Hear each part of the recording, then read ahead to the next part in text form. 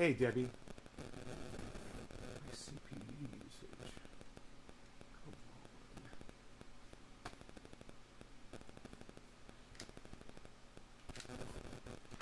Hey, Nick, what's up?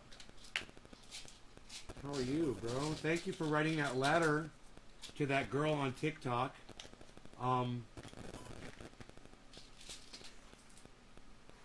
Yeah, I never heard back. So.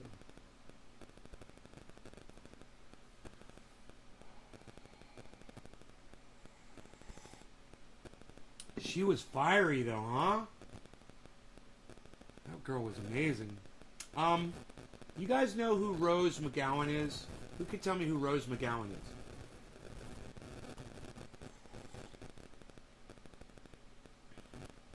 The cell phone? Can you guys hear the cell phone? Really? It's all the way over here.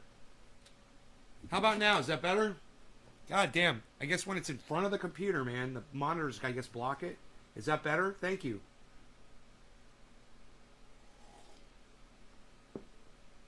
Oh, you just sent it this morning? Oh, cool, bro. I know Rose as an actor. Can anybody name any movies that Rose McGowan has been in?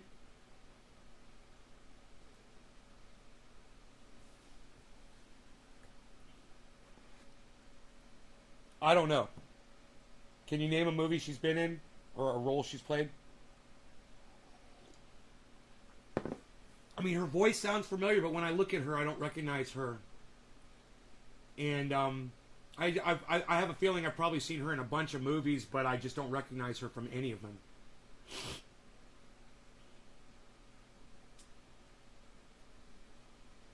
Oh, she was married to Marilyn Manson. I knew I had heard her name before. So,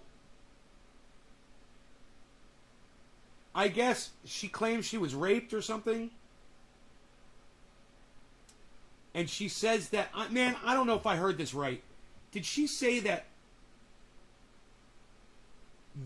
Barack Obama's daughter is an intern for her rapist? Is that what Rose McGowan said? My question is, why would Barack Obama's daughters be working for a fucking rapist? Boom. Shots fired.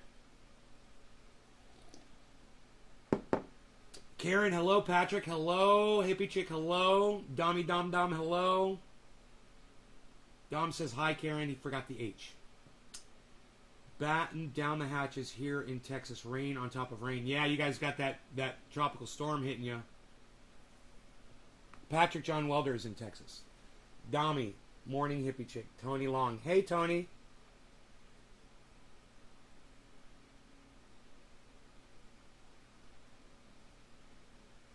If a woman with the last name of Long married a guy with the last name of Hair and she kept her last name as her middle name, her name would be like Jennifer Long Hair. That would be fucking awesome.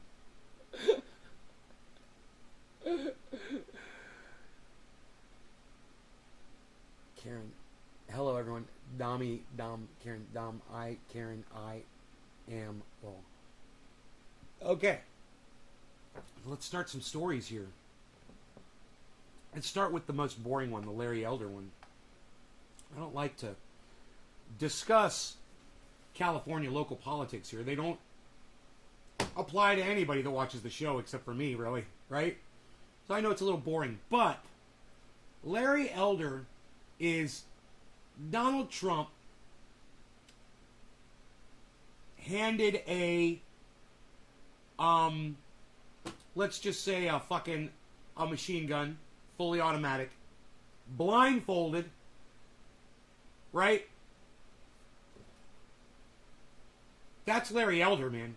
Larry Elder is Donald Trump blindfolded holding a machine gun. He makes Donald Trump look like a fucking angel.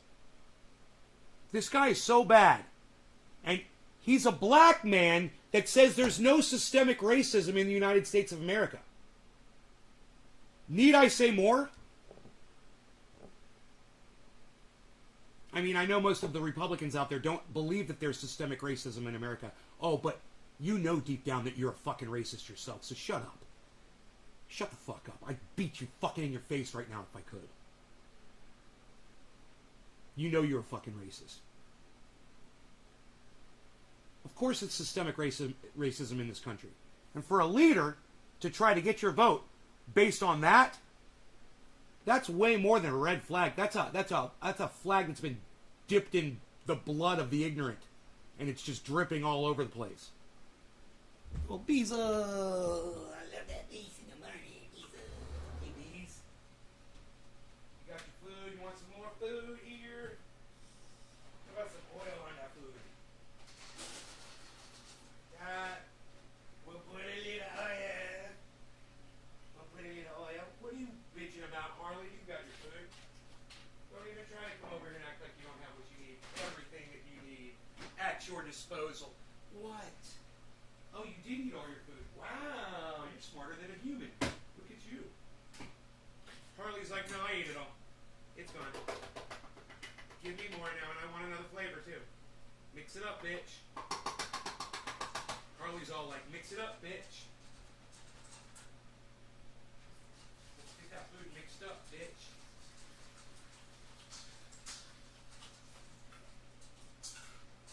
Now, before we start the Larry Elder thing, he is a right-wing black man radio personality. Those of you guys who want to know who Larry Elder is, look no further than Jesse Lee Peterson on YouTube. You guys know who Jesse Lee Peterson is, right? Well, Larry Elder is Jesse Lee Peterson with a college degree that wants your vote to be president and wants to eventually become president of the United States. And is a black man that says there's no systemic racism in this country, which is a fucking blatant lie that Republicans love to spin that yarn. Hey, Billy. Patrick. Why are you putting your child in school, Patrick? He's interesting. Yeah, he's just a douchebag. I'd like to fucking beat his ass. I'd like to have a fucking cage match with Jesse Lee Peterson. Just me and him. Oh, I would fucking beat him so bad. God, I would love it too. You know? And every time I hit him, I'd say, amazing. Pow! Amazing. Pow! Amazing. Pow! Amazing. Kick him in his balls. Amazing. Fucking rip his ear off his face. Amazing.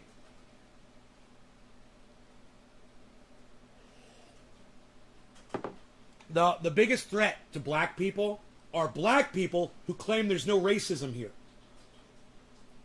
Okay? Jesse Lee Peterson, Larry Elder. You give someone like that a platform, and you create a whole lot of confused morons out there that are willing to cast their vote for these idiots.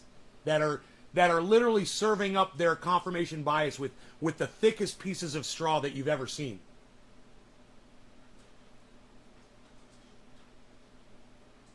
Yeah, pow, amazing, beta, pow, what'd you call me? Pow, that's from my mom. I had problems with my mom. Pow, you know? He's always trying to psychoanalyze everybody. He thinks he's the biggest fucking, the seer of everyone's truths, you know? And you're just like, dude, you don't see dick. You don't even look at yourself in the mirror and see what you are. Oh, yeah, by the way, Jesse, you're black. Just so you know, I thought I'd let you know. Yeah, your skin's black, bro. And we can all see it. You're not a white guy. I'd like to say that to Larry Elder, too.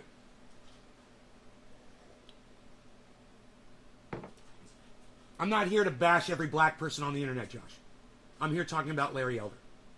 All right? So anyway, Larry Elder held a press conference with Rose McGowan. Now, like I said, I don't know who Rose McGowan is. I don't even know what movie. Did you guys tell me what movie she'd been in? She said that she'd been married to Marilyn Manson, but I don't know what movie she's been in. But regardless, he got her to come up on stage and give this speech about how she grew up in the Democratic cult, and, you know, which it is of sorts, but I digress. And she defended Larry Elder and said that she's been listening to him for years on the radio and that you should elect him instead of Gavin Newsom. Now, While that is all a fucking joke, do you know what's not a joke? Gavin Newsom's wife, or wives, whatever, contacted Rose McGowan and tried to buy her off. And she's got the fucking receipts.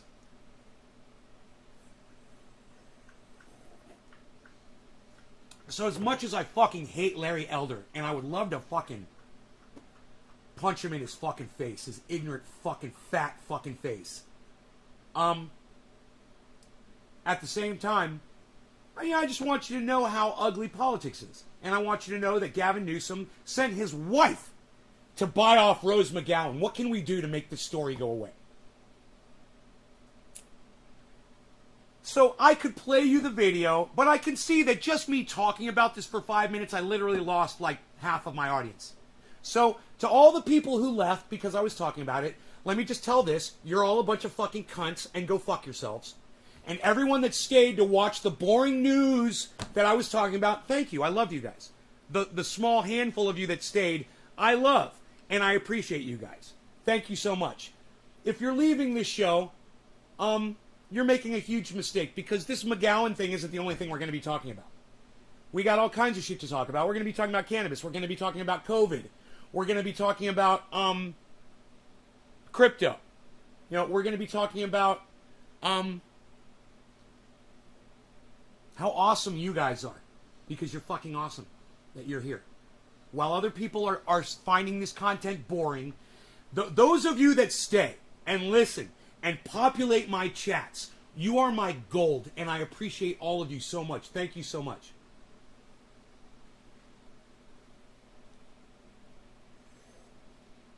Rose was in Scream and Jawbreaker. Okay, I saw Scream, and I don't remember her in Scream.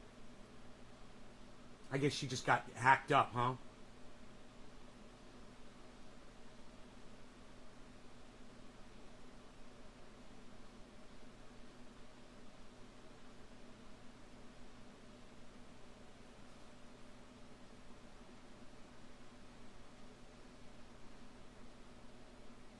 You wish Billy was on YouTube? Billy who? Who are we talking about? Who what?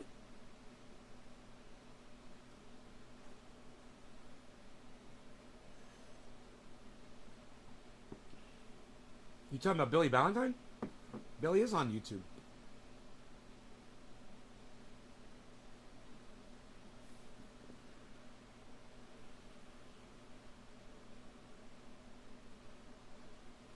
Yeah, and the United States covered up the Saudis were connected to 9/11.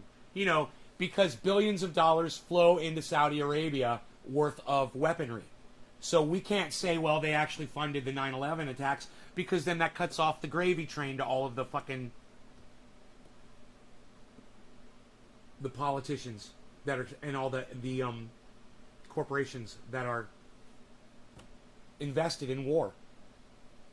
Make sense? We don't have to talk about that. But let's talk about Larry Elder, okay? Let's talk about Gavin Newsom just a little bit. All right? I think you guys should just listen to a little bit of Rose McGowan saying what the Newsoms did. You guys should hear this, because I don't think you're going to hear it any other way. You'll hear it on my show, though, so let me get you to that part.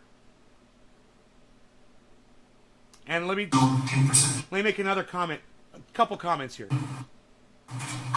Okay, number one, I find Rose McGowan to be exquisitely ugly. She looks like a little pig girl to me. No offense to all the ladies out there. I do not find this woman attractive at all. And her little boy haircut, I don't know what the fuck that's all about. Number two, Larry Elder was so still standing there listening to her that I swear to fuck I was watching on my cell phone. I swear to fuck I thought he was a cardboard cutout, and I thought they just had it there on stage while she was talking. It was hilarious. And it looked like he wasn't even looking at her. It looked like he was looking past her, like at the wall. Because he's standing behind her, and it looks like he's looking at he would be basically looking at the back of her head, the way his head is angled. I don't know. You guys look at this and tell me what you think. let me play some of this audio for you. The audio, and the other thing is the audio is really bad, so I'll try to equalize it for you. Travel the world, and I've had so many people say to me, Americans are the most uneducated. Not wrong, but they are wrong in this. It's undereducated. It's systematic, and it's done to you all on purpose. To keep you part of a complicity machine that benefits few. This is not a country or a state for everyone. This is a country for the few. This is a country for people like hair gel and hums. Okay, that's the reality. And I really wish I had better news. It gives me no pleasure to be the bearer of like truth, which is sometimes ugly. But do you want a society that has gangrene on its leg, but puts on a fancy suit and pretends it's not there while they hobble in pain? Or do you want to just stop, look at reality, take your medicine, clean up the wound, and run? Run free. Why not change? Why not go big? Why not put a stake in the heart of evil? Because that's what this really is. I mean, why would you wear a haircut that makes you look ugly?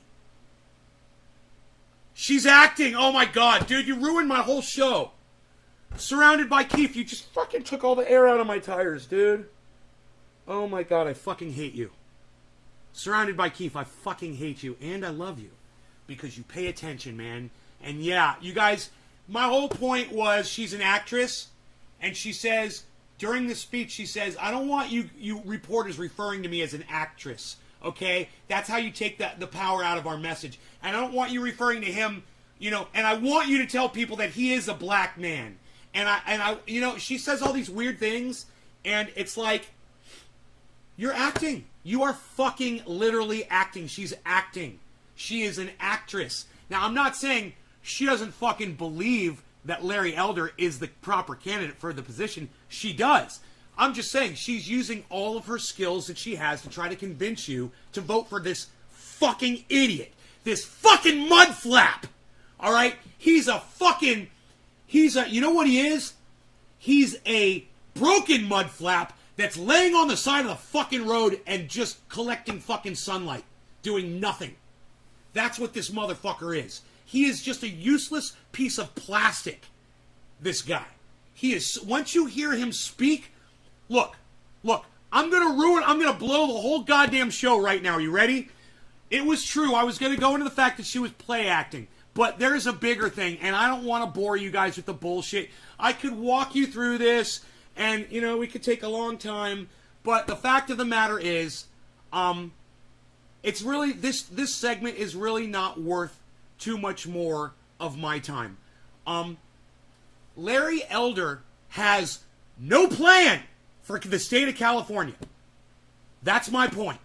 Larry Elder offers nothing to solve all the problems that he's fucking pointing at. Oh, he's pointing at this problem. He's pointing at that problem. He's fucking pointing everywhere, folks. He's pointing at this problem. He's pointing at that one. Oh, Newsom's bad. These immigrants are coming in, and oh, we've got gangs and violence and blah blah blah blah blah blah blah. What are you gonna do to fucking fix it? Name one solution. He offers none. The man has a stage. He's standing with a famous actress. He's got all the ears of the world on him, and he doesn't give you one solution to any of the problems that he's dumping on our desks. And he wants to blame Gavin Newsom for all the issues. Man, this motherfucker can't even manage his own stance, let alone the largest state in the goddamn country of the most powerful country in the world. We're going to put this fucking cardboard cutout in the position of power of California? Are you fucking kidding me? Just wait till you hear him speak. Just wait till you hear this man that wants to be your leader speak. This is good and this is evil. And if you're tired of people looking at this country like it's the Florida of the world, which it is, looked upon that way, because, you know, it's earned it in a lot of ways. It sounded like she said, like it's the Florida of the world.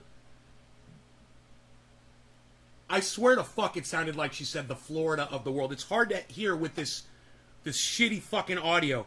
But let me try to play that back. Is she say the floor of the world? Why not put a stake in the heart of evil? Because that's what this really is. This is good and this is evil. Put a stake in the heart of evil. How play acting is that? It's like, was she in like one of those vampire shows? Put a stake in the heart of evil. Are you fucking kidding me, you little fucking play-acting cunt bitch? Get the fuck out of here with your bullshit. Fucking Rose McGowan. What a dumb cunt. And if you're tired of people looking at this country like it's the Florida of the world, which it is, looked upon that way, because, you know, it's the floor of the world? I have no idea what she's saying there. Hippie chick. Okay, I don't know what you're talking about. Couldn't she change out of her Chanel robe, or is she posing as a Star Wars politician? Right? Great fucking choice of wardrobe for the play acting. She must have gone to wardrobe right before the goddamn show started, right? And what the fuck is up with her goddamn Buster Poindexter hairstyle? Dude, I swear to fuck. I mean, no offense, but she looks like a guy in prison who's trying to take it up the butt. That's all I'm saying. In a lot of ways. I know this place has it in it to be better. She's trying to turn California into the next fucking Florida by putting this motherfucker in. You think that Ron DeSantis is bad? Let me tell you something about Ron DeSantis. All right? He might be a douchebag, and all of his policies might be completely wrong, but he knows how to get shit done, and he knows how to fucking work. This motherfucker doesn't know anything about leadership at all.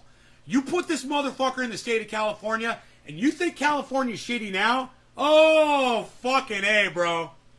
Dude, California would turn into, like she said, the next fucking Florida or Texas. And I'd move back to Florida if this motherfucker became the governor and started making changes. Because I'm already looking to try to get over there. You know, this motherfucker became the governor here, I'd be like, fuck you. Fuck you, man. Oh my God. Fuck that state. God damn. But, not worth my vote. And I'll tell you what. You're like, well, Nay, you're saying all these bad things about this guy. Don't you want to fight? Don't you want to fight? Don't you want to fight? Wait till you hear what Gavin Newsom did. Okay, just wait. I know it does. I've met so many good people in this country. Not the elites. Absolutely not. I'd like to speed it up a But little the bit. person I meet, that's the housekeeper at the hotel I'm staying at. Who shouldn't even have that title because she's a queen of women. And then we have the Jennifer Siegel Newsoms of the world. Why? Why do you keep choosing them? Why do you keep electing them? Don't listen to their buzzwords. Cult leaders, which is what these people are. I would know. I grew up in one, like I said. They massage. She sits there and calls Democrats cult, and they are absolutely a fucking cult. Anybody who can look at Joe Biden and say that he's a great leader, that he's not fucking senile, okay, you're in a cult. All right, you're toting the cult line, fine. But for her to stand there next to that fucking douchebag and claim that she's absolved of being in a cult with the Republicans, that's laughable, man. She missed her calling. She's an actress. She should have been a fucking stand-up comic because this shit is priceless comedic gold. Just like the gold on her fucking little Star Wars gown. Your mind. They keep you in fear. They keep you in doubt. I kind of suspect on the inside that this is all a lie. But I don't want to be the one that stands out, takes it on the chin. Now, I have a feeling that I'm younger than Larry Elder, but I gotta tell you, if I was standing in that position for as long as he's doing it, dude, my neck would get so sore. My neck would get frozen. I gotta give him props.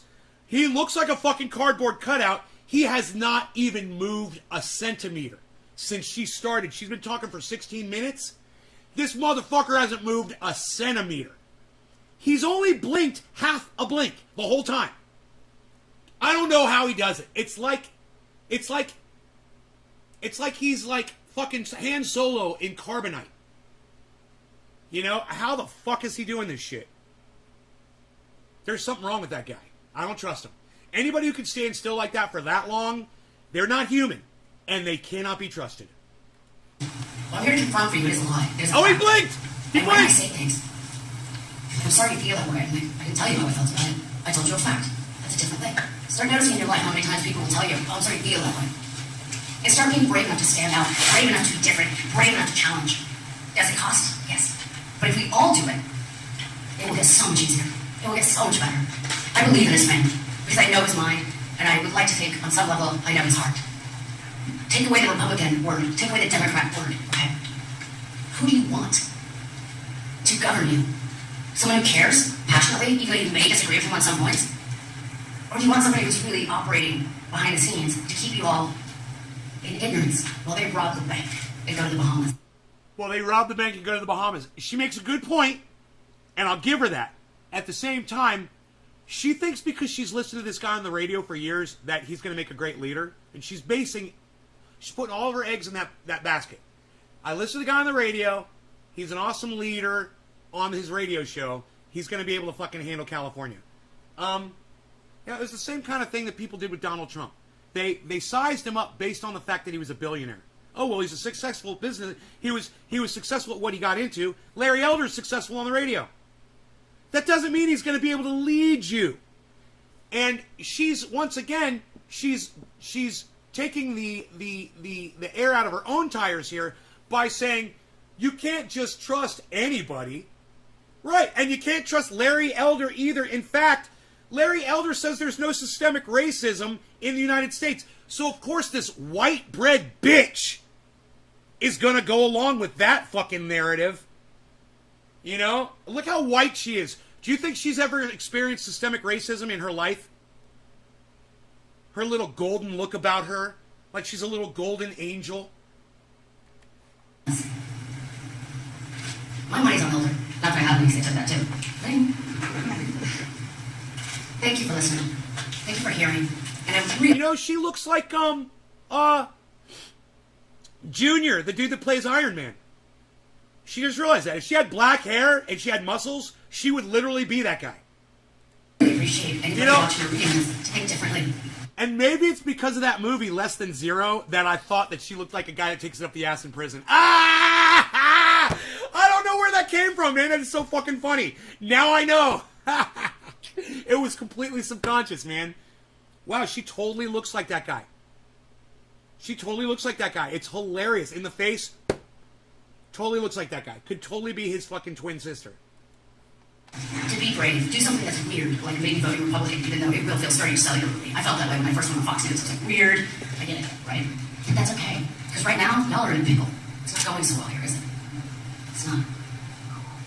I know you can do better. I know you can be better. And I know this... What's Larry Elder going to do about COVID?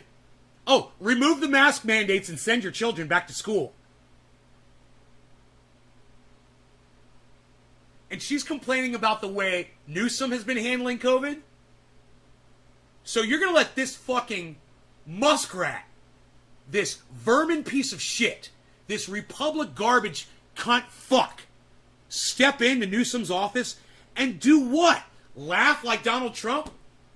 Because that's all he's going to fucking do. He hasn't stated one thing that he's going to do that's going to fix anything in the state of California. Now, I know, let the man speak, right? He's coming up. Listen. Is the person that can push it back. I promise you this. We're not going to listen to him for very long, okay? And we're going to move on to the next story. We're going to smoke right now. For all of us. For all of you. Systemic change is what's needed. Go big. It's not going well. So you have a choice. Stay status quo. Or be brave. I vote for bravery. I vote for Larry Elder. She says, you guys want to stay locked up with COVID or do you want to live free and die by your own choice, basically? I vote free. I vote Larry Elder. She doesn't give a fuck about people who have no control over this. You know, hey, if you want to live free and you want to go catch COVID and die, I'm okay with that. I'm fine with that. But isolate. You know, you want to go outside and catch COVID, and once you catch it and you're fucking sick, isolate. We're going to talk about hospital beds here in a minute, okay? We're coming up to a story about that. They're getting very hard to find. But, you know, this mentality that you're not living free if you're wearing a mask, you're not living free if there's a mandate, if you're not living free. Dude, you're not living free if you have to abide by a speed limit on a roadway. You're not living free if you have to wear your clothes in public. You're not living free if you have to, you know, follow any of the societal or legal constructs or laws or regulations that have been set forth by society or the area in which you live. And for her to say that one more law makes it all your freedom going away is a fucking joke. Dude, I don't necessarily want to drive 55 miles an hour on a highway where I could be doing 120. But I do, and I follow those laws because you know what? Somebody's kid might fucking kick a soccer ball from their backyard. It might go out on the highway, and they might get run over by me. So I don't mind following laws and regulations. Not because of me. I'm in a hurry. I gotta go pee somewhere, man. I gotta go take a piss. I'm in a hurry, man. But I gotta go a little slower, and I gotta suffer a little bit so that I don't risk some little kid getting run over. And I don't mind. I gotta wear a mask so I don't risk some little kid or an elderly person catching COVID and dying. This fucking cunt bitch, whose parents are cunts, whose children, if she ever has children, they're fucking cunts too, whose entire bloodline is all cunts, okay? And they should all fucking be extinct. This fucking cunt doesn't give a fuck about you, your family, your children, or your fucking freedom, actually. Because what good is freedom if we're all dead? That's why we wear our seatbelts. That's why we take medicine. That's why you take fucking, I wish I was free from this headache. Go take a goddamn Advil. Oh, I wish I was free from this headache. I'll just sit around and have a headache all day. Go take the fucking Advil. But Big Pharma! Well, I can't help you then. You're only as effective as your own hypocrisy will allow.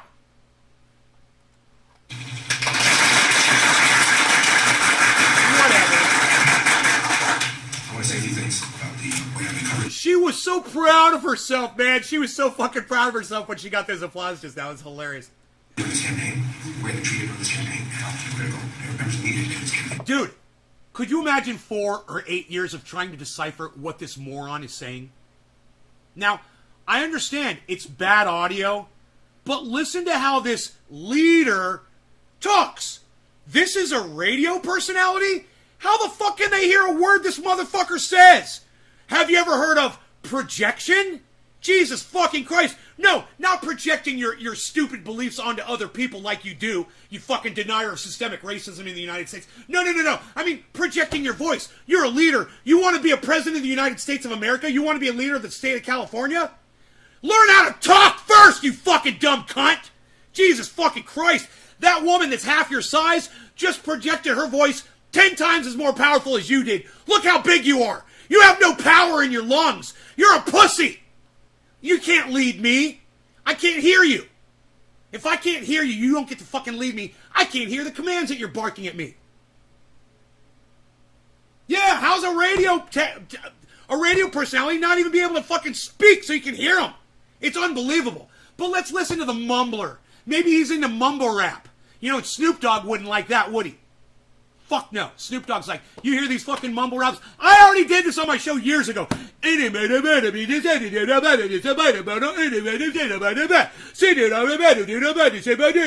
was like, oh my God, Snoop Dogg, dude, I did that too. I did it years ago. Snoop Dogg did it on a fucking podcast a couple days ago. He's like, what? You can't even understand what these guys are saying. Can't even say it. They all do the same thing. I'm like, oh my God. Snoop Dogg copied me, man. Mumble rappers, you fucking idiots. Take your fucking diapers out your mouth. Fucking kids. This is cannabis. Roosevelt book called Brave. There's another woman in this group who's very, very brave. Her name's former statesman Gloria Rivera. She's a Democrat. She's still there. She can renounce the party. She crossed party lines in order to support a primarily one issue. And that issue is school choice. She believes, I believe, that the money should follow the child rather than the other way around. We're spending about $15,000 per student per year. I think only about 15 or 16 states spend any money. And the money should go into an account that the parent chooses. Because she knows, and I know, that the kids living in the city are getting the worst teachers, the worst principals, the worst administrators, the worst outcomes. It almost takes an act of Congress to fire a bad teacher. So for that primary reason, she's supporting me. Regarding school choice, speaking of hypocritical, President... Dude, her hill that she's standing on, I just caught this because I couldn't hear him before. Her hill that she's standing on is she wants the choice of where she can send her kids to school. And because he's offering that, that alone makes him viable to be governor of the biggest state in the United States of America. That alone. So she can send her children to the school of her choice. Dude, if you're sending your kids to school at all, you're a dumb cunt. Okay? Right now, during a pandemic, You're a dumb cunt. All right, I'm pointing at you. Somebody came in the chat earlier and said, I sent my kid to school. I'm like, what are you fucking doing? Why are you sending your children to fucking school? Stop. Stop being dumb cunts. All right? You guys need to fight about it. If you got kids, hey, man, I'm out. I'm fucking totally out of this. I don't have children. I don't give a fuck. But if you got kids, and you don't want them catching COVID and possibly dying, and you don't want them catching the next big thing, stop sending them to school. Do you want the evidence that school isn't doing dick? Look at the millennials, man. All right? You want to see a whole generation of kids that aren't getting anything done or accomplished? They all went to school, man, right after I did. None of them have jobs. None of them have a future. They got kids. They got families. Ha! That's really weighting them down without a fucking job and a future. You know, they're living off of their parents. They're literally just waiting for their parents to die so they can get the goddamn the will money. The inheritance.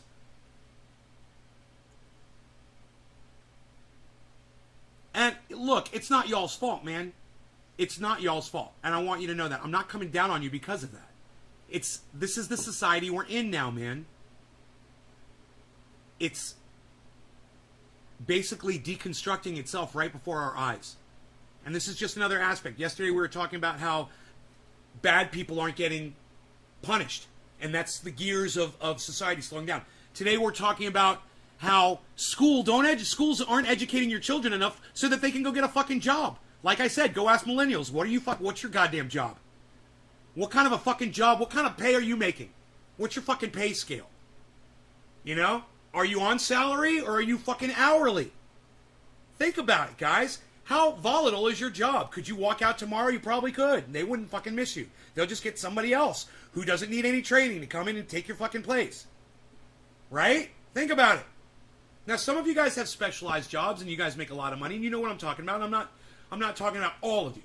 But there is a lot of you that never did anything. You guys had hopes and dreams and you put everything you had into those hopes and dreams instead of having a backup plan, a job, a source of income, a garden, food. And that is the downfall of us. That is our fault for not educating ourselves and preparing for what we all knew was coming. And you want to fucking sit here and say, I didn't know. Well, you fucking should have been watching my goddamn show. And you should have bitched at YouTube when they were fucking subverting my goddamn show. How many of you have ever sent a letter to fucking YouTube and told them to stop fucking hiding the goddamn truth from you? So, you know, you're not looking for the truth and you don't want the fucking truth. You don't care about the truth. And if you're going to go ahead after hearing these words and you're going to send your children back into a school that's not going to end up doing anything to them except risk them catching fucking COVID or, like I said, the next big virus that could be deadlier, and it might be your child that discovers what that virus is at the school that you decide to send them to. Your children are going to come out of there with absolutely nothing to show for it. So what good was it? Teach them how to plant a fucking garden. Teach them how to cook for themselves. Teach them how to fucking get food, grow food, and eat so that they can live without depending on other shit. And when you pull the sugar out of their diets, you'll be surprised. You're not going to be so sick. You're not even going to need fucking Medicare for all anymore, man, when you stop eating sugar. The only reason we need Medicare for all is because all the sugar consumption. Guaranteed, man. Hospital beds would be available all over the place if there was no sugar consumption in this fucking country. And I'm not saying, hey, cut it all off, whatever. I'm fucking eating some sugar right now. I'm saying that when you cut it back, it makes you healthier, and it saves everybody money. It saves the system. It saves everything. But look, man, go ahead. Put the sugar in your kids. Put your kids in the fucking school. Let them come back. Let them bring you the COVID so you can die, and then your children won't have fucking parents.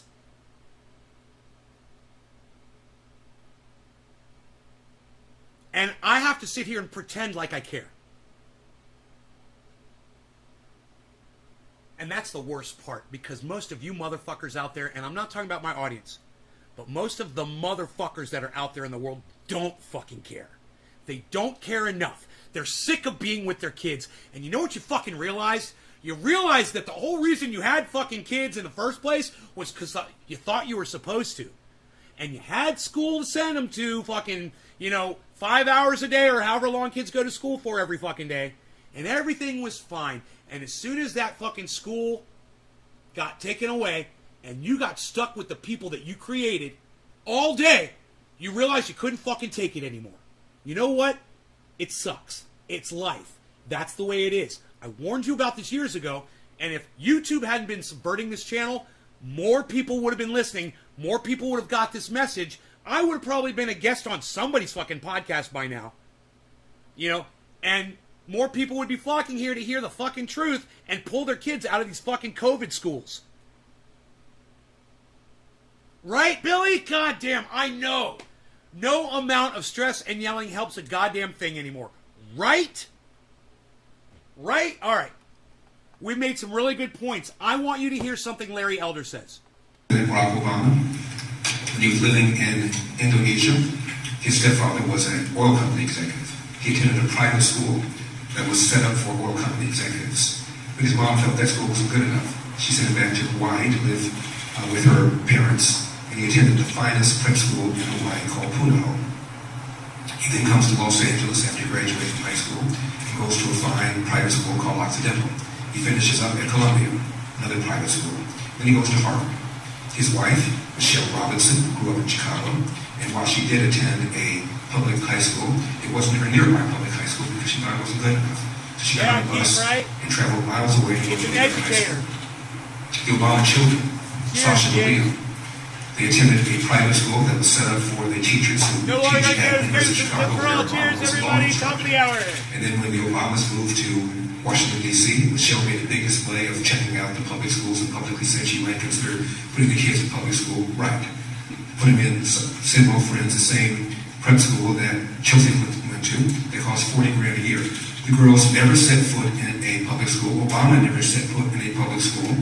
And Michelle Robinson attended a better high school outside of her area rather than to go to the nearby inferior public school. Then when Obama became president, he shut down the D.C. Opportunity Scholarship Program that was set up by George W. Bush that gave vouchers to kids 12 through K, which we authorized under President Trump. My point is the Democratic Party has been the principal obstacle towards urban kids getting the first step towards getting to the middle class, which according to the Brookings Institution, which is a left-wing think tank, means at least finish high school, presumably one where you can read, write, and compute at grade level. Hypocrisy number 2. I was interviewed this morning by Garrett, Major Garrett, who's now with CBS. And he asked me whether or not I thought the election results, the recall election, would be fair with our respective results. I've been asked that question a lot about the 2020 election. And I said to Major, just once, I'd like somebody to ask my opponent, Gavin Newsom, does he respect the 2016 election? Because Hillary, for 4 years, referred to that election as having been stolen. Her word, not mine. She doesn't. I want everyone to tell me who this man reminds you of.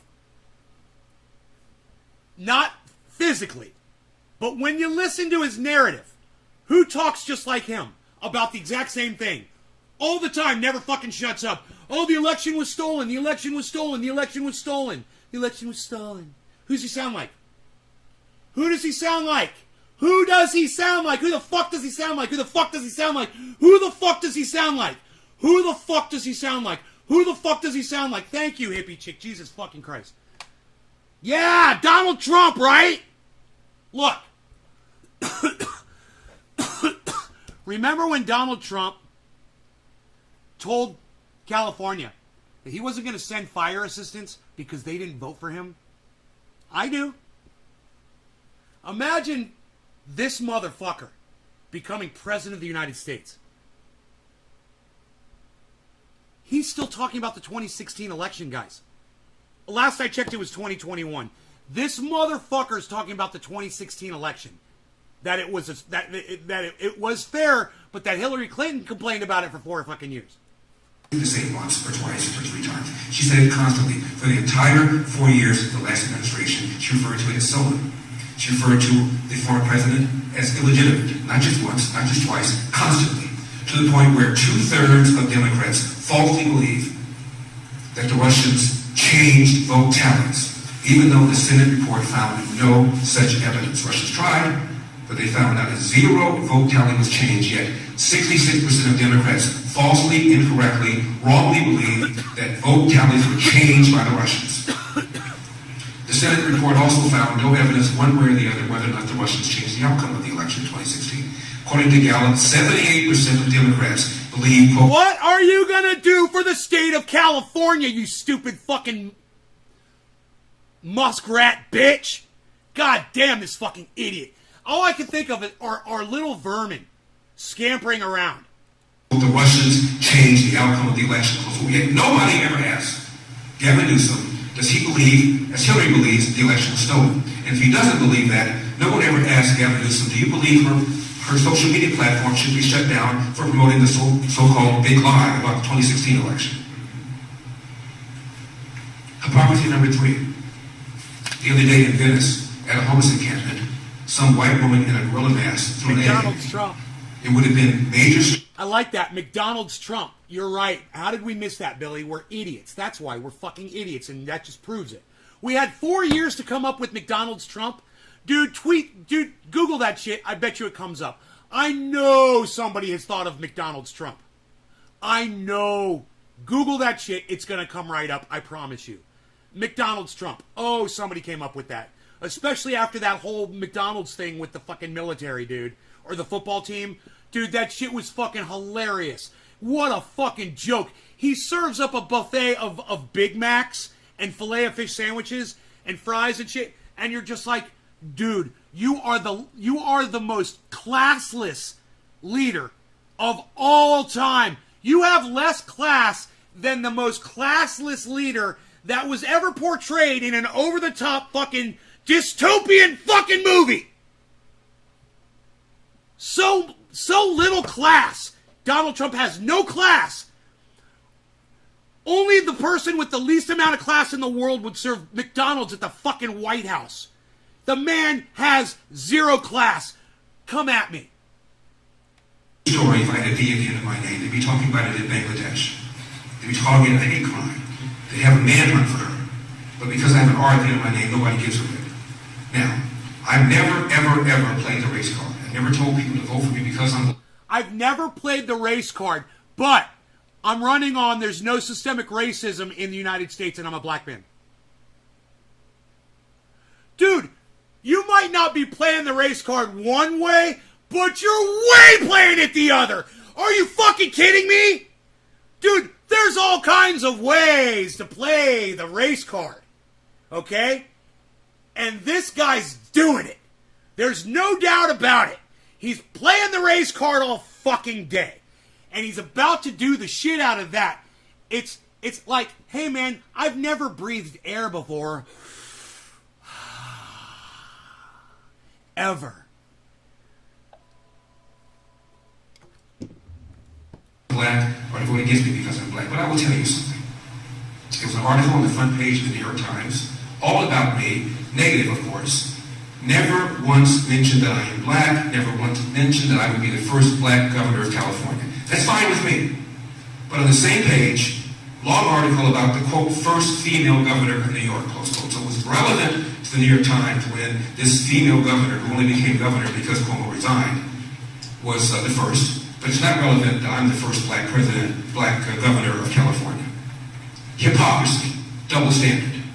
Now, I was accused of sexism because I wrote a column 21 years ago where I was quoting a study from the University of Pennsylvania in Annenberg, where they asked women 25 questions and men 25 questions about politics. And it turns out men knew more than women did in 15 of the questions. They knew the same in 9, and women knew only more in 1. And I quoted a female professor who's still there, and she said the reason women knew less is because they get their primary source from local news. My apologies to people here from local news. And she said, and I quote, watching local news makes you dumber, close quote. I didn't say it, she did. And all of a sudden, I'm sexist and I believe that women are less intelligent than men. You didn't. I've written 1,200 articles. I've written an article once a week since April of 1998. I wrote about the fact that women make more money than men, young women do. I wrote about the fact that there are more women in college than men. I wrote about the fact that when it comes to medical school and law school, the percentages of men and women entering medical school and law school is... Dude, I'm reading all of your comments right now. I love them all. You guys are fucking great. Oh my god, let me go back and read these out loud. You guys are fucking so funny. You guys are so fucking funny. Chris says Trump. Yeah, it is Trump. Billy, you're right. It's a song by Low-Key on Spotify, McDonald's Trump. I knew it, bro. Yeah, just because you and I didn't think about it, you know? There's a lot of funny people out there. When you're on Twitter, that's what you find out. Everybody's a fucking comedian, bro. There's so many fucking funny people out there on Twitter. I'm just like, every day that I read Twitter, I laugh. Some people's tweets are so fucking funny. You know, and sometimes it's just a few words and you're just like, nailed it. I bet all that food, Stevie G, 1985 says, I bet all that food was cold as fuck. No one wants a cold Big Mac, let alone those bitch-ass fries. Nah, you gotta at least microwave a Big Mac. And they're okay. There's a way to do it. There's a way to refrigerate and recuperate. Totally green. This guy. Relevant. You know, Charlie Kirk.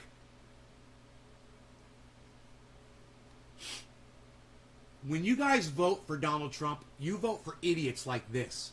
Both of these cunts right here. When you vote for someone like Donald Trump, this is what you vote for. My advice. What are you're like, whoa, were you supposed to vote for Biden? No. Not at all. I wouldn't do that either. My advice to all of you is to not vote at all. Ever again. Any election. Ever. Fuck them all. I'm sick of this shit. You should be sick of it too. You should be sick of putting your names on people like this or people like Joe Biden. You should be sick of it. You know, when you voted for Donald Trump, you voted for this. This is California, guys. You know, this isn't fucking Alabama. You know, this isn't Tennessee. This ain't fucking Georgia, North Carolina, Louisiana, Texas, Florida. It's California. It's a fucking nightmare. Now, Gavin Newsom is a nightmare in his own right. Okay? He's at a different level of douchebaggery. But it's a level of douchebaggery that's way below their level of douchebaggery. Trust me. Trust me. Gavin Newsom is evil. These people are psychotic. Don't give psychos power. Just let the sane, greedy fucking people have the power. Okay? And if I was going to tell you the difference between Democrats and Republicans right now, Democrats are greedy, power-hungry, censoring-loving douchebags. Republicans are psychotic, women-hating, black person-hating, racist douchebags.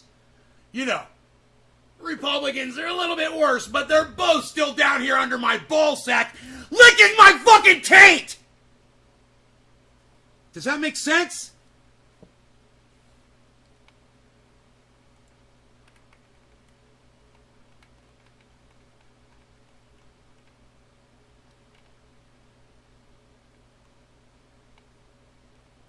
Oh, that's low. Dom. Billy, why is she standing like there's a mark on the stage at a Game of Thrones production? Dude, I was like, she looks like she's standing like,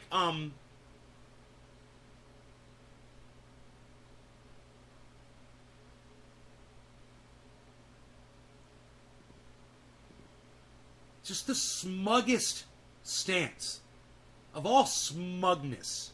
It's the smuggliest. Smugly. Dude, I'm great. I'm fucking great. great, man.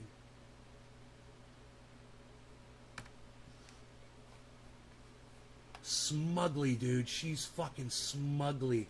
That's already a word. As she smugly stands there.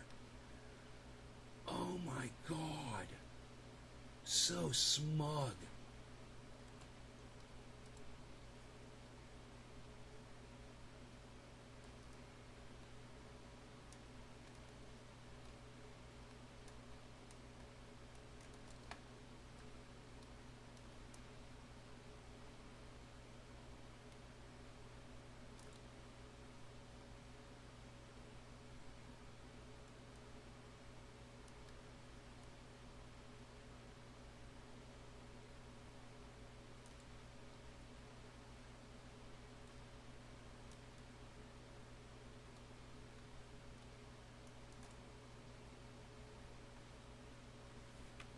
All right, I just had to get this. All right, save as smugly. Smugly. It's a great word. Why is she standing there like Mark on stage at a Game of Thrones production? Steve running it. He had a boxing match on 9/11. What a dignified piece of shit. He had a boxing match on 9/11. He's like, there's no racism then because I'm black. Which is it? Jar Jar. Jar Jar means? Looked up if she has kids but couldn't find anything. I was so disappointed, Dallas, when I read about the McDonald's White House dinner shit Trump pulled. Wasn't this guy a character on The Simpsons, Stevie? Dallas, lag my ass off. I never pulled the race card, so I'm going to go ahead and talk about it right now. What a moron. Dallas, Billy, he has a fantasy about being president. He just said, I'll be the first black president or black governor. Dude, did he really just say that just like that? I missed that. That's fucking hilarious. What is the next? I'm black, look at me. Vote for me, bro. Makes me sick. Dom. Steve. Elders conservative radio host on AM 64 KFI here in Los Angeles. Steve running. John. Anyone? Doc. Hey, I'm buffering. Look at this. I was buffering. Thanks for telling me. Yeah, buffering. Okay, Steve running. Let's discuss the logistics of reconstituting the fresh flavor and taste of a cold Big Mac. We could do that. It's easy. Look. You guys want to have Big Macs or fast food in your refrigerator, and say you're dieting like me, and you want to get it in your refrigerator so you can eat over a little bit of time, or you want to have a cheat, you know, but you don't want to run to a fast food store, you know, whatever. So this is what you can do, and this is what I do. You go get whatever you want at McDonald's, put it in a and you can do this. You can absolutely do this at McDonald's, okay? If you go through the drive-thru, bring a Glad Ziploc, like a 2-gallon with you, right? And whenever you pick up your food, you know, roll the bag down, open up your 2-gallon Ziploc, drop the bag or bags in the 2-gallon Ziploc, seal it shut, let all the air out of it, and then seal it all the way, right? And if you got a cooler, like a little, little mini cooler with ice in it or little ice things, put that in the cooler. Go home, put it in your fridge, right? That shit, a Big Mac will stay like that in your refrigerator. I promise you, man, a fucking month. You can store a Big Mac like that. And if you want it to last longer, you take the Big Mac out, put it in saran wrap, then put it back in the original packaging and all that shit. Okay, now, you want to eat something, all right? Whatever the meat is, okay, whether it's filet of fish or chicken or meat or hamburger patty or whatever, even if it's a veggie, take that out of the whole burger. Leave everything else on the hamburger, right? Take the meat off, and you can, if you've got the 2 beef patties from the McDonald's, you put them side by side on a small plate, right? And you want to heat them up just enough to where it's tasty hot. You don't want to cook them, right? They're already cooked. So the thing here is, it's like when you get something out of the oven and it's a little too hot to eat, don't get it that fucking hot. You don't need to, right?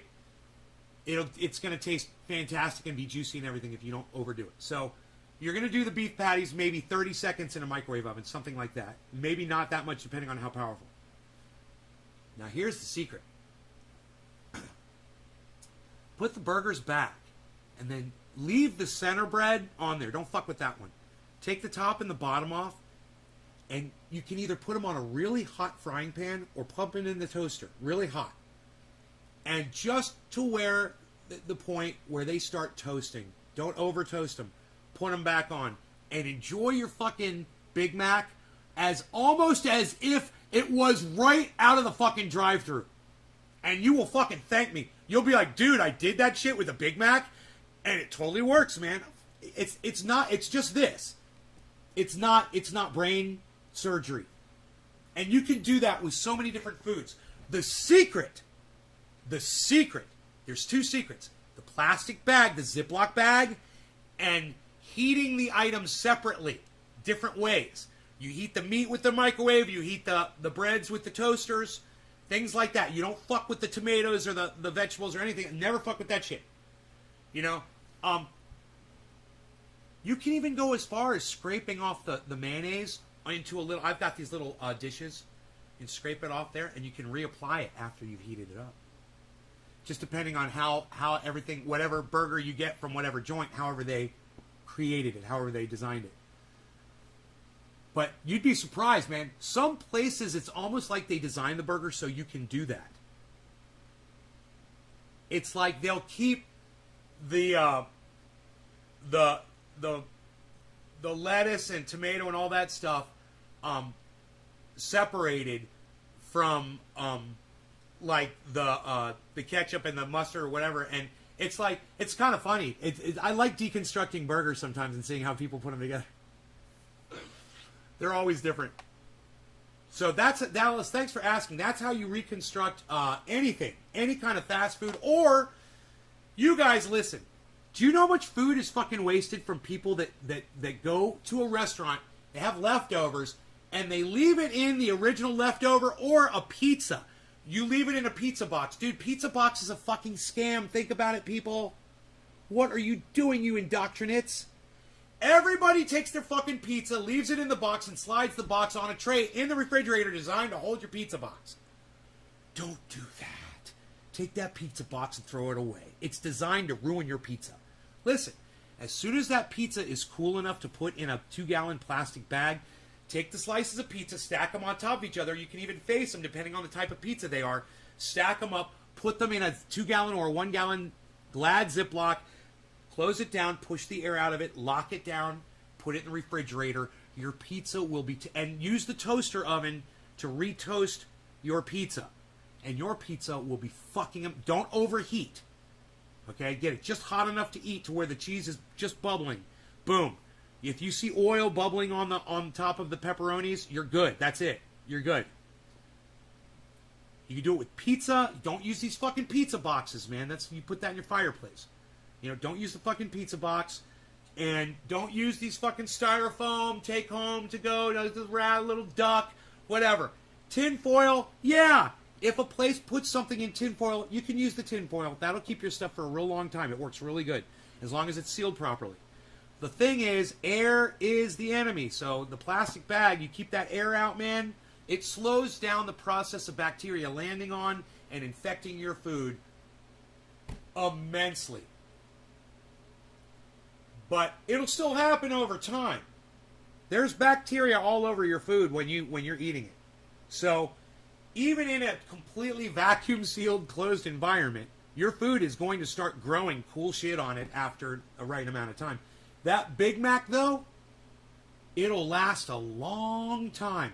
You'll see. Those Big Macs will last a really long time. So, dropping frames, no more. Okay, cool. Just came back in and it stopped. I like to see him go to Watts, Yang Gang, me too, down, fuck them all. Good morning, coffee, please. Tula, yeah, I'm out of coffee. I'm out of my fucking coffee. Johnny Bravo, haircut. Right? You know what I said? Someone in prison who takes it up the butt. You know, they want all the other prisoners to know that they go that way. So they wear their hair like that. Smugly. I'm giving up. Not sure how to do that. Never tried. Nice. Awesome. Smugly look. It's a great word. Smugly. Blinken testifying before House Foreign Affairs Committee today. Yes, he said that. Regarding what? John A. Right, Doc. Hippie. A. Doc. Doc. No air in the bag is important. Right. Says a chef. My friend the chef, Doc Hollandaise. Exactly. Genius. Smuggle, fruggle, ugly. She's staring at his neck, Biden style. She's staring at his American flag pin. Hey, hippie, Billy, guess what? McDonald's trains employees to do that to Big Macs at the actual store. That's right. They train them to do what? Yeah, oh, yeah, McDonald's just straight up nukes them unassembled. The patties sit there under a warmer. If the warmer's broke, they just nuke them. I love secrets like that. Thanks, Nate. Always learning in culinary, Doc. Huh. So I can't believe I taught a chef something. Yeah, dude. When people send stuff in take-home bags, and, you know, they have to eat it the next morning or the next night, you know, it's that shit never lasts. If we were using a Ziploc or saran wrap, hey, Beezer, I love my Beezer.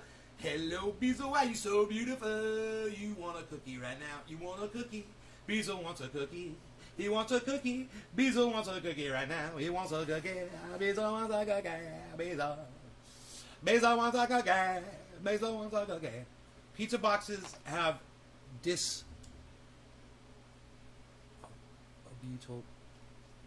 butyrylate, which is harmful to your nuts and ovaries. So true. Share this video. Josh, hey guys, just joined back while I'm working. All right, let's go back to Larry, and I'm going to grab Rogie some cookies. It's now the same. No one mentioned that.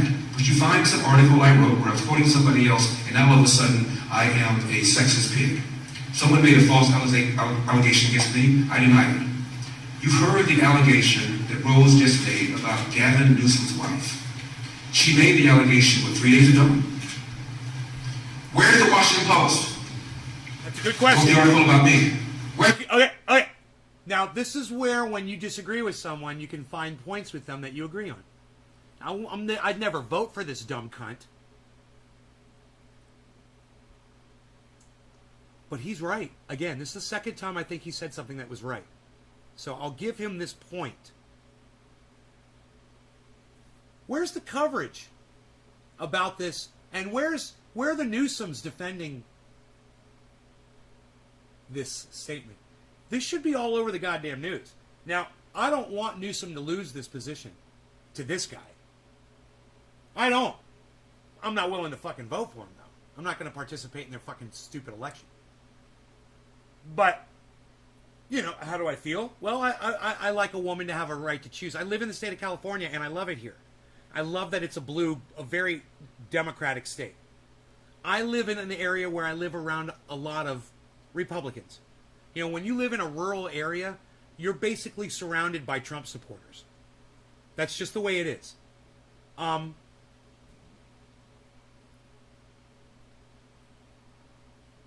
But they know, all of my Republican neighbors know, that they are vastly outnumbered in this state as far as being Trump supporters. They're vastly outnumbered.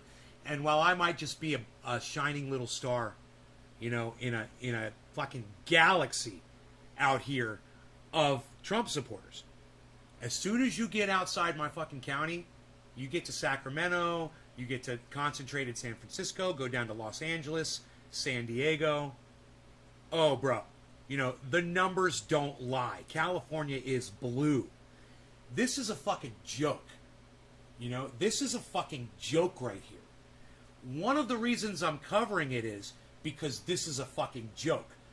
But what he just said, not a joke. Not a joke at all.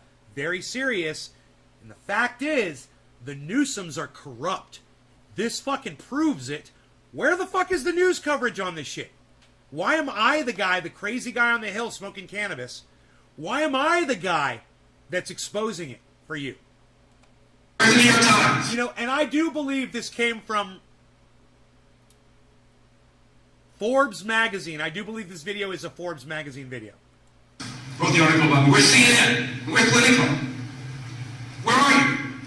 If this had been made about me, my girlfriend standing over there, if someone had said my significant other contacted on behalf of Attorney Boyce, who's Harvey Weinstein's lawyer, and called Rose McGowan and said, what can we do to make you go away? What can we do to make this happy? That's all you guys will be talking about between now and the end of my campaign. This is a double standard to which I've been subjected to my entire time, and I'm sick of it. And you ought to be sick of it.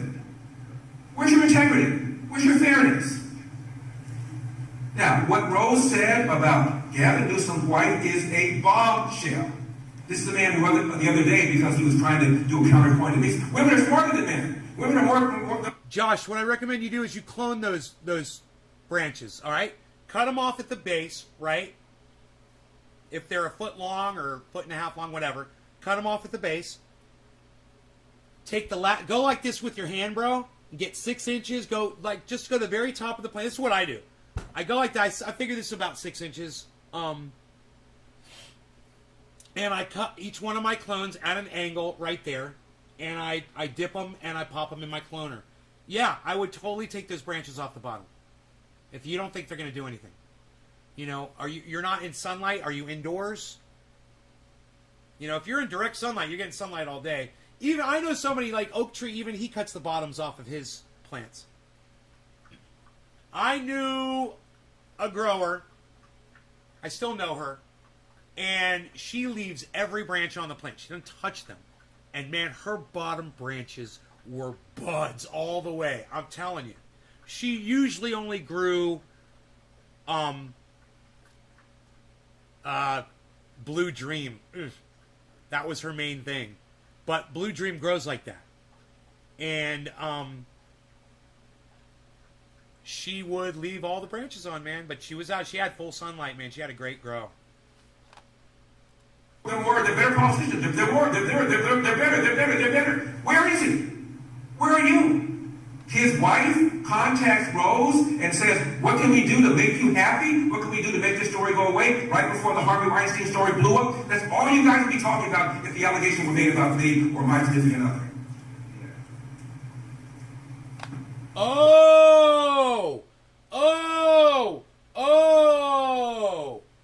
Okay, I misunderstood that. So I guess the Newsoms contacted her back then and tried to make that story go away. Dude, were the Newsoms trying to cover for Harvey Weinstein? This is fucking gigantic. This needs to be all over the fucking news. Is that what this is about? Is Harvey Weinstein the guy that raped her?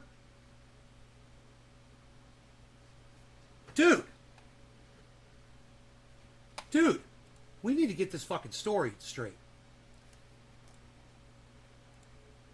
Harvey Weinstein, Rose McGowan.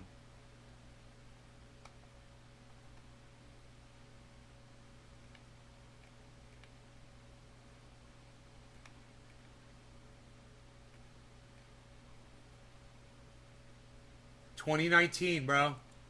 2019. Hey. Holy shit. Dude, this is real. This is real, guys.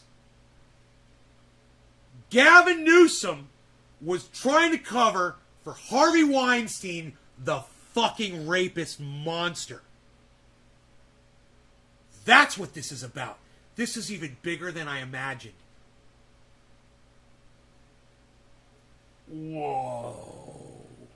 Do you need to see it yourselves, guys? Do you need to see it yourselves? I don't mind showing it to you, dude. I research shit quick as fuck, man. It doesn't take me long to Google something, and it shouldn't take you long to Google it either. Boom shakalaka. Bad out. Let's get to that headline. Harvey Weinstein scandal. Who has accused him of what?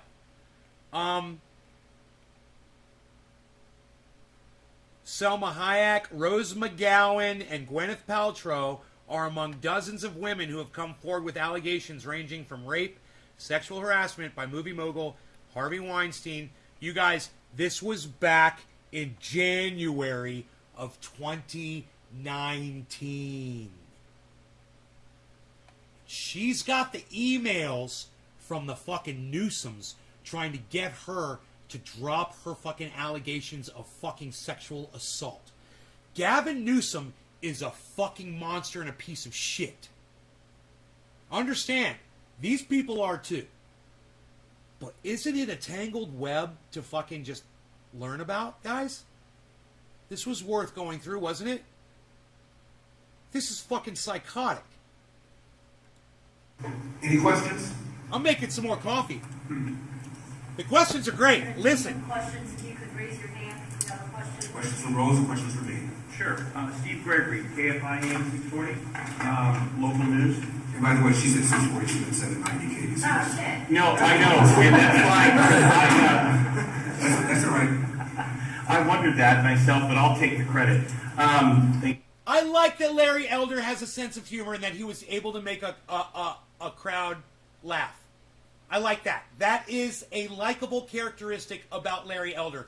Like I said, I hate this motherfucker. But I don't mind pointing out realities to y'all. Thank you for You that. know, and especially when you're running for office, it's important. Likability is important, you know? No, seriously, Larry, you seem kind of surprised by all of this. Didn't you know that this was going to be the case when you got into this race? Didn't you know this? Didn't I know that the media had a double standard and I would be subjected to hypocrisy on the part of you guys? Yes, I knew. Well, actually, I know. no, the question is, sir, is didn't you know that this was going to be sort of a dirty fight? I mean, because you know that there was going to be a battle. This was not going to be an easy thing. You understood that. I knew what I was getting into. But that doesn't make it okay. Come to the mic, please, if you're going to speak. Thank you. But that does not make it okay. It does not make it okay that the New York Times has 98.5% of its readers identifying as Democrats. But people yell about Fox News, only Republicans watch it, right? And when your question, you're a part of it. I don't know your coverage, I don't know your work, I'm sure it's stellar, truly.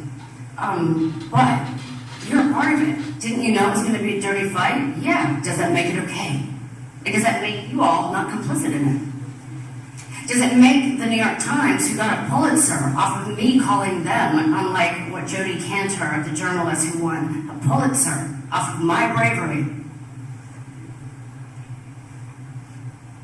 And they lied in their book, and they said they called me another New York Times lie. And they have blanket silenced me since I supported Tara Reid against Joe Biden. But they care. But they care. And every feminist organization in this country is in on it. Every big one now. Ultraviolet, like all of them, certainly Time's Up. Wow. She's calling I knew my fight was going to be ugly. Does that make it okay?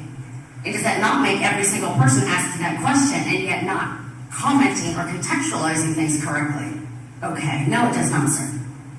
Well, Our next question comes from David Weigel. I'd like to say one other thing too.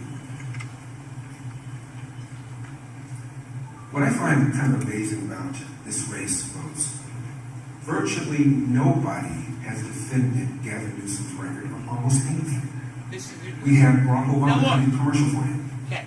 Bernie Sanders. Once again, he's making an excellent point. At the same time, what are you going to do for the state of California? He's got nothing because the state of California is a blue state.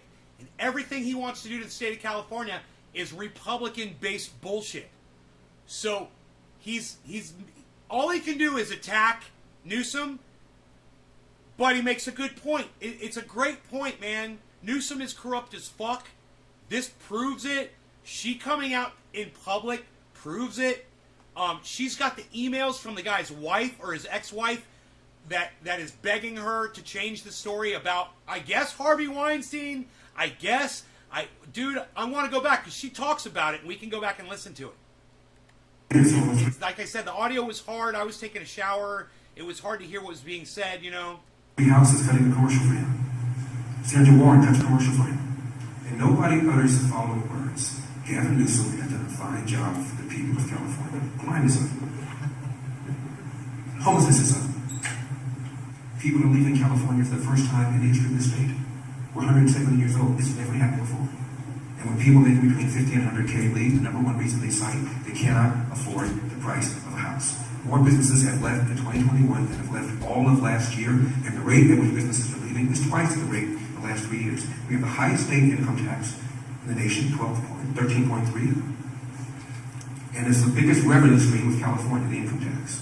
1% out of 40 million people in California pay half that state income tax. And they're leaving. And they're taking their tax base with them, leaving less money for fire suppression, less money for schools, less money for roads.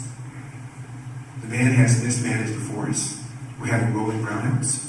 I can't think of any front. The declining quality of public education, the rising cost of living, the rise in homelessness, the way he ignored science and shut down this state, his forest management, rolling brownouts. I can't think of any front at all where this man has done a good job. And you guys want to talk about other stuff.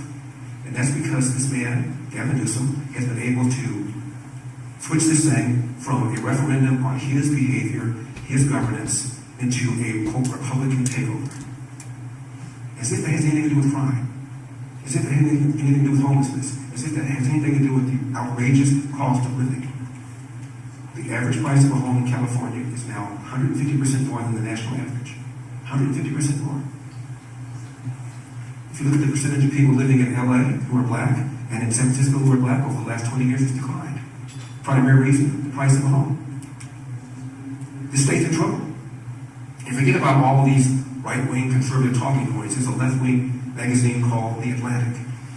A few months ago, article, The California Dream is Dying. All the things I've talked about. Decline in public schools. The stranglehold environmentalists have over Sacramento. High cost of living. High homelessness. The California Dream is Dying. I urge you all to check it out. Every single talking point I've made has been made in that magazine, and these are not Republicans. So she's been busted lying about being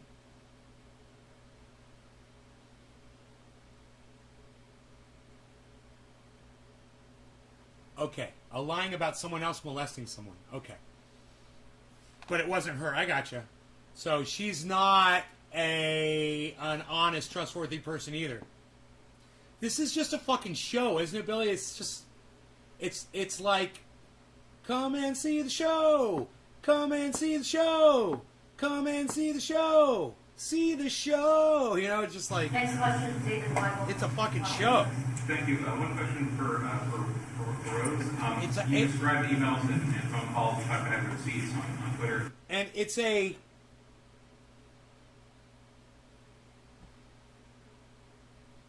fucking joke, man. All of these people, they're all corrupt. They're all bad. And they're all in it for themselves. You know?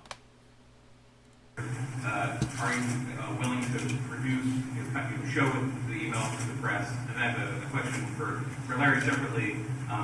Ms. McGowan described why she thinks this is a voting issue. Could you expand on why Gavin Newsom's name is on the ballot but not on the way? Could you expand after that question on why this should be a voting issue for people who sometimes separate a spouse from a candidate? Well, I'll take that one. Is that okay, Larry? Yeah, I'll tell you why.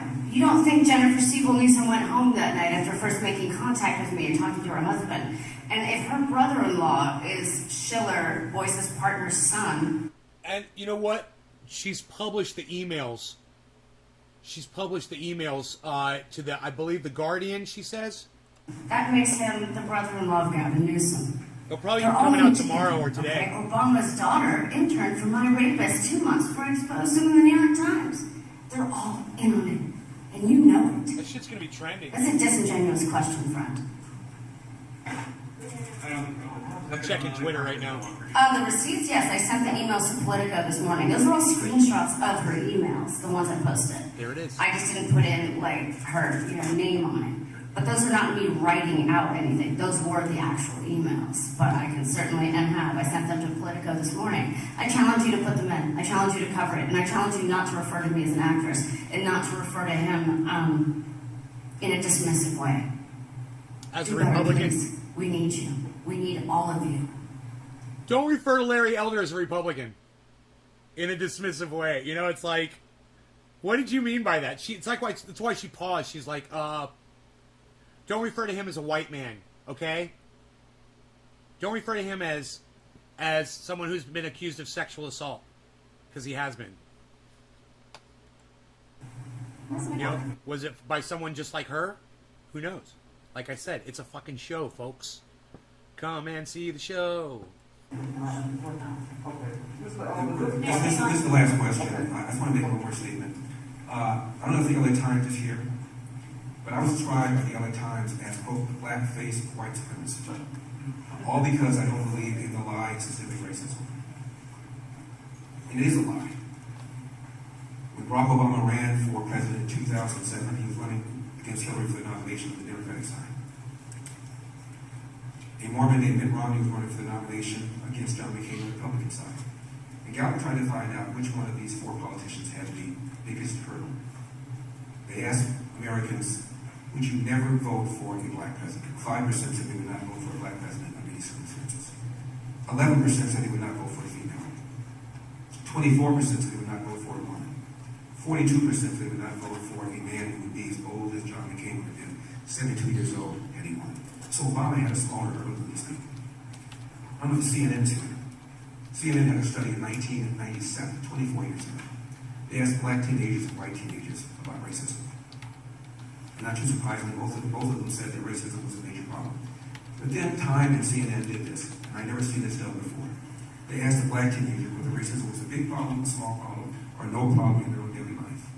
Doc, I just tweeted at you. Black teens called racism in 1997, 24 years ago, either a small problem or no problem in their own daily life. In fact, more black teens and white teens said, and this is verbatim, more black teens and white teens said, failure to take advantage of available opportunities is a bigger problem than racism in the world.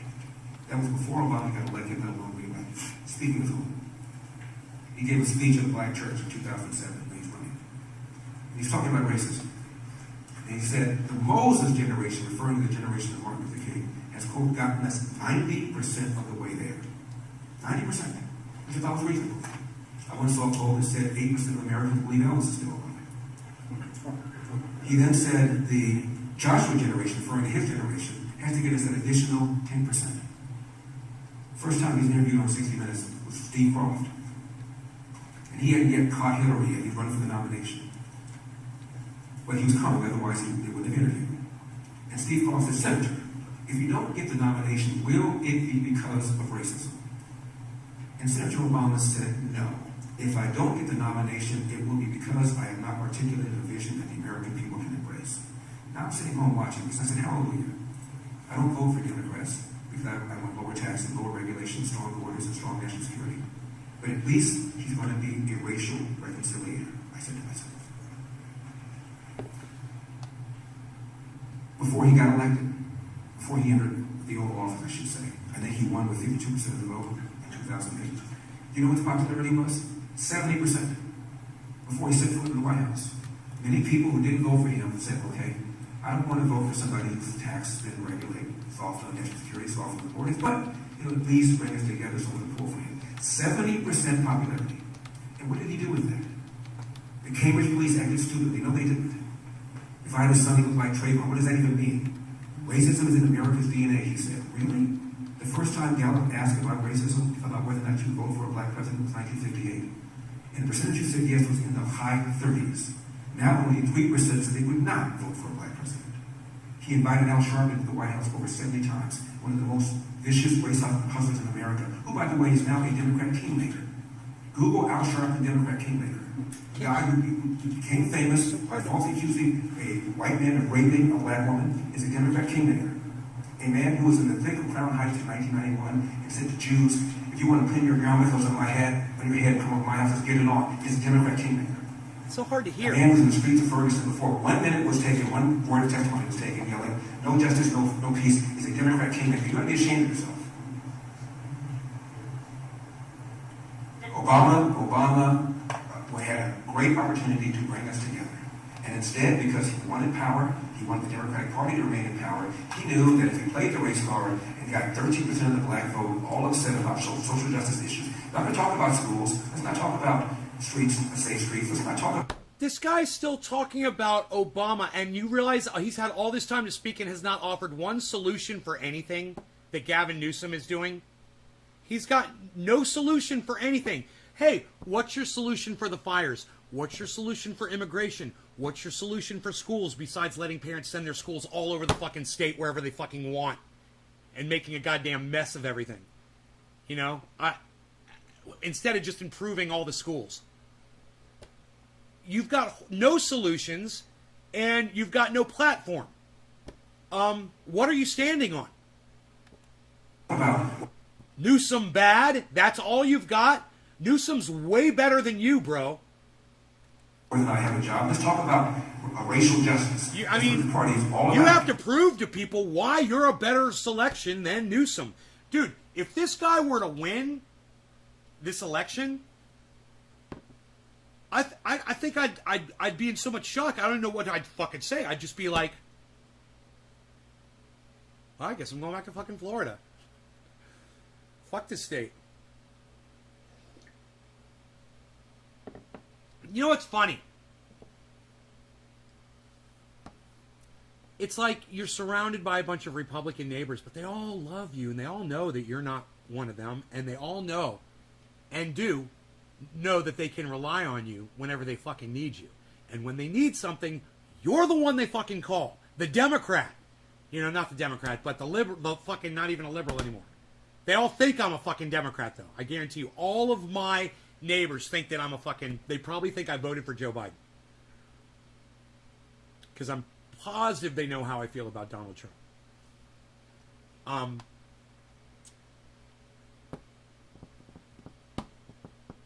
We don't talk politics. We talk, hey, can you do this? Can you do that for me? Can you help me do this? Can you help me do that? Hey, you got any eggs, bro? And he divided this country. I'm going to be united when I become governor. I'm going to use my golden quality to unite us. Because we have far more in common than we have apart. That's right. Back in 1991, a black Harvard sociologist. Dude, almost every single one of my neighbors is a Trump supporter. Did you not? You didn't catch that before? Almost every single one of my neighbors is a Trump supporter. They all love fucking Donald Trump, bro. I'm rural, bro. I'm rural America, man. Doesn't matter what state you're in. Rural America loves Trump.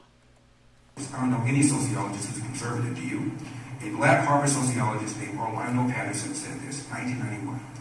America, despite its flaws, is the least racist majority society. Eggs are a leftist agenda, right? right? Opportunities in any other country in the world, including all of those of Africa, that were before Obama got elected, let alone re-elected. My final thought. In the mid-60s, Martin Luther King did an interview to British television. This is 2 years after the Civil Rights Bill was passed. And he said, the changes in America surprised me to the... All right, let's go way back and see if we can find where she's talking about what happened. No points, no. So what? He is the better candidate, he is the better man. And I heard him for hours and pass at that point. So imagine my surprise last week when I'm on the Dave Rubin show and we're talking about the recall, which I'd only had kind of a tangential awareness of because I live in Mexico, I live in the jungle. It took a lot for me to come to the U.S. I'm scared of this place. It's been very cruel to me. It has not been kind. She blames America probably for what happened to her with Harvey Weinstein. She blames a whole country for being raped and being mistreated. Dude, you're a fucking Hollywood actress. You're in movies. You get to fucking walk on the red carpet and have paparazzi fucking ask you questions and take your picture and put you in magazines and people clamor to have your fucking autograph. Huh. She's never experienced any of that before? Dude, I got recognized in a Walmart once, dude. It was the fucking highlight of my goddamn life. You know? She's got some fucking nerve. A lot of people in this country like to kill that which they don't understand. It's like a cult. I grew up in one. I would know. I know all the markers. See? She grew up in a cult, and when she said that, I thought she meant she grew up in, like, her parents were Democrats. Isn't that funny? This woman literally grew up in a cult, guys. It's fucking psychotic. She became a Hollywood actress, man, after she grew up in a cult. So I'm asking people watching, or people reporting on this. First of all, don't report on me as an actress. I hung up that shingle 10 years ago. I fought my way out of that world. Number one, if the cult leader is not your father, you didn't technically grow up in the cult. Boom! I deserve more respect than them. Thank you. That's a side note. So imagine my surprise when I'm on air with Dave, and I said, yeah, it came back to me. Gavin Newsom's ex-wife contacted me. Gavin Newsom's ex-wife. And I said her name, and he said, that's his current wife. I said, it is? I mean, I have so many monsters. Okay, it was his wife. It was his wife. During the period that she just didn't realize. Made contact. An organization called We Are Ultraviolet, that I do not trust, a feminist activism group, got a hold of me and said, Jennifer Siebel Newsom, she's a big producer of feminist films and Hollywood documentaries. She's pro-women. She'll help you. I just directed a movie. It was nominated for Grand Jury Prize at Sundance. And because of the consistent and total blacklisting that I endured for almost all of my career, as haphazard as it was, after Weinstein assaulted me, I thought maybe someone will help me finally. Maybe somebody will be real. Hey, Chula. Maybe this will be the one. I don't know. She never said it was a sex cult. She just said it was a cult. Are all cults based around sex? They probably are, aren't they? Because I always hope. They haven't taken that away from me. God, they've come close. So after Dave tells me that she's his current wife, on the way home, I go through my emails, and I remembered, I said, yeah, his ex-wife called me and said, what will it take? What can Boyce Schiller do to make you happy? Now, I had no idea who Boyce Schiller was at this point. This is about 4.5 months before the expose that I set up in the New York Times came out. I didn't know who David Boyce was. I didn't know he was an operator trying to suppress me. At this point, I did not know that he had already gone to former Israeli Prime Minister Ehud Barak of Israel and say, who should I hire to stop Rose McGowan? I did not know. I could feel the shadow of people around me. I found recording devices in my car, in my house. Nude photos hacked and disseminated, courtesy of whom I believe to be Lisa Bloom, another big feminist attorney, another big Democrat.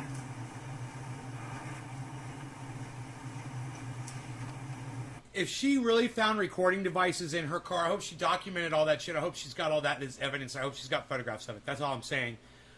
That's a hell of a assertion to make. So I would hope that if you found the recording devices, you took pictures of them before you smacked them with a fucking hammer. So when I finally got on the phone with Jennifer Siebel Newsom for what I assumed was about movie projects, imagine my surprise when she says, what can Boyce Schiller do to make you happy? And I had no idea who that was. So I just said nothing and hung up on her. That was my last contact with her. And then the expose broke. And I spent years setting this up. Years behind the scenes. Hounded at every turn. So then I go through my emails, and I remembered upon seeing this long email where Jennifer Siebel Newsom is inferring that she was a Weinstein rape victim to get into this private email group of Weinstein rape victims.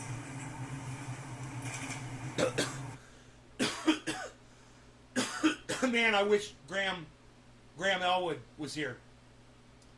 Because this right here plays, you guys can tweet this at Graham Elwood. This plays into everything he says about there being a giant cabal of pedophiles and rapists. They all support each other, and they're all tied into the fucking Democrats. Barack Obama, Gavin Newsom, Hillary Clinton, that fucking dude that died in prison, Ghislaine Maxwell, and Harvey Weinstein, all of these motherfuckers. And they were all protecting each other. And Gavin Newsom's fucking wife contacted one of the victims and asked her to make the story go away? Dude, you know how many women were accusing that guy? It's fucking psychotic. And the other day, I was reading it and I was like, I had forgotten about this lady. I forgotten about this treachery because there were so many. It was coming at me every day. Oh from my all God, sides. that's hilarious. My only goal. And I hope she went back and had to find those fucking old-ass emails from 2019 and dig them up. And she fucking found them. Dude, how cool is this shit? Was to take down some monsters and show people that you do not have to be out there with a picket sign. You do not have to bite at the angles of power. You do. She needs to out every single one of those motherfuckers that was defending Weinstein. She needs to out every single one of them, dude. She's got a list of people that were trying to get him off the hook. Isn't that fucking crazy, man? You find out that someone in your circle is a rapist. A lot of these motherfuckers knew it all along. And then you go out of your way to fucking protect them. You are a piece of fucking human garbage, man. You are a scavenger on people. You're a bottom feeder. You're a fucking bowfish, man.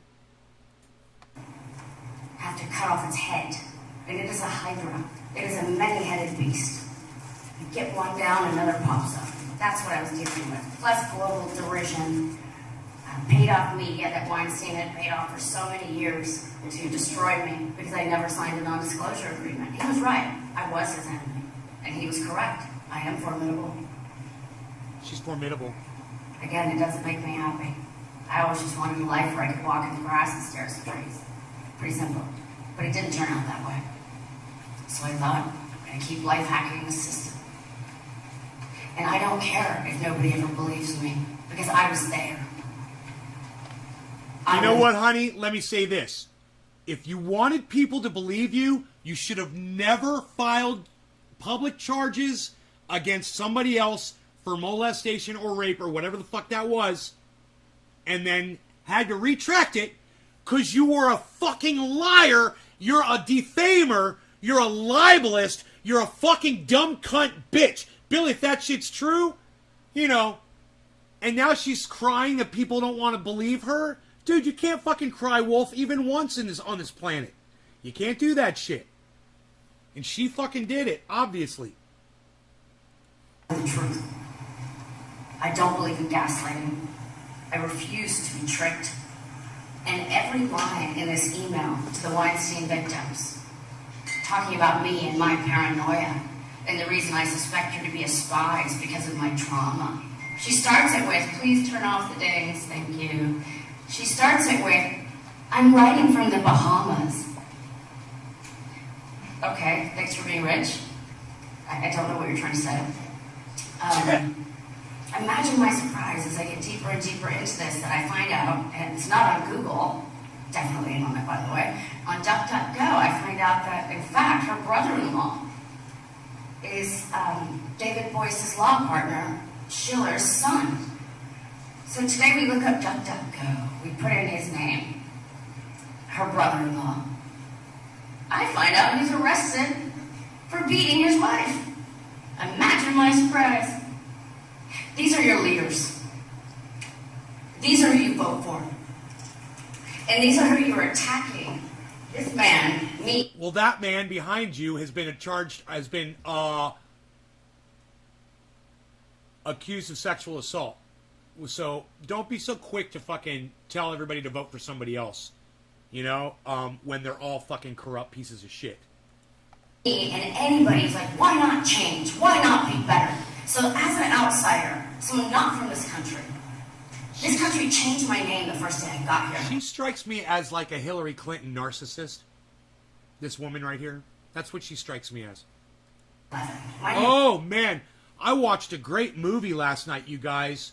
Unfit on Amazon Prime, I believe. It's called Unfit.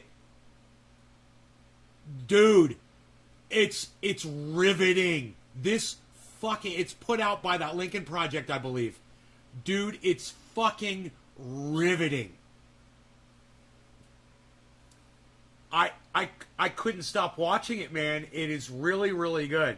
They really caught Donald Trump in almost, every fucking stupid gaffe and every dumb thing that he ever fucking said that was really, really bad. It's in this fucking movie with fucking expert commentary the whole time. It is just like, they're like, this guy is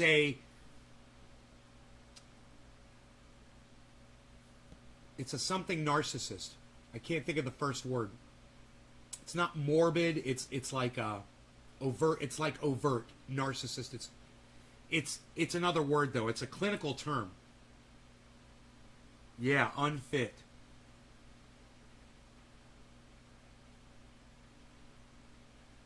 None of his kids are in the movie the whole time. You don't see his kids at all.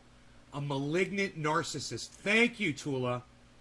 They have these professionals, these clinicians, psychologists, psychiatrists, whatever they are, whatever their specialties are. They're in this movie, and they're like, "Oh, he's a malignant narcissist," and they give you all of the evidence and all. Then they get into Mussolini. I didn't know anything about Mussolini. Oh my God, you guys! Do you know what's crazy about Mussolini?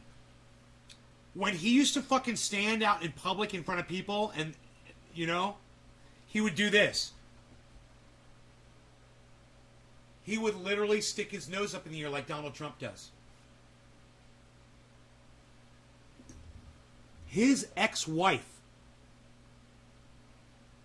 I can't think of her name, Marla Maples, said that Donald Trump used to read Hitler's speeches.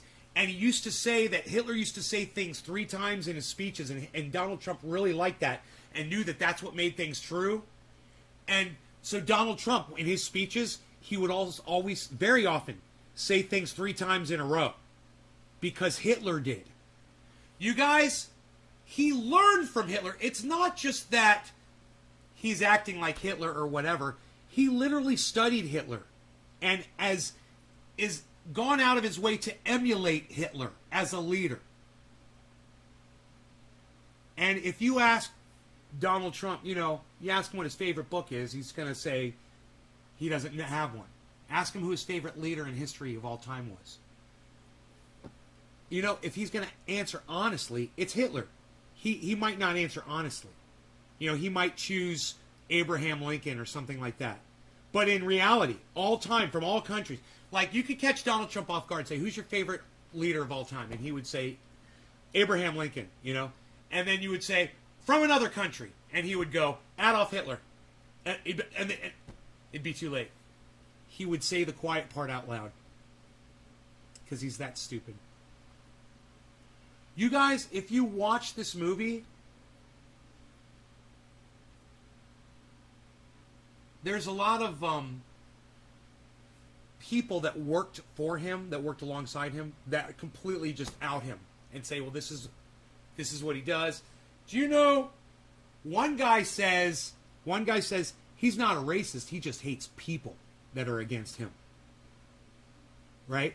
Another guy says, oh, he's a racist. And they give many, many, many, many examples. But they talk about Trump supporters. They talk about the, COVID.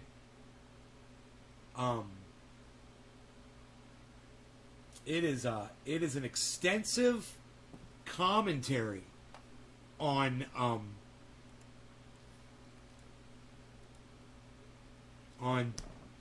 how unfit Trump was to be president of the United States, and how hypocritical, basically, it exposes a lot of hypocrisy throughout the entire system,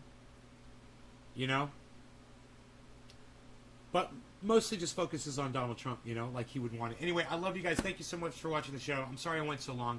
You guys take care, and I will see you this afternoon. 4:20 show. Let's do it. 4 hours. I'll see you guys back here. Love you guys. Bye-bye. You guys go to Twitter. I'll see you on Twitter. Bye, guys.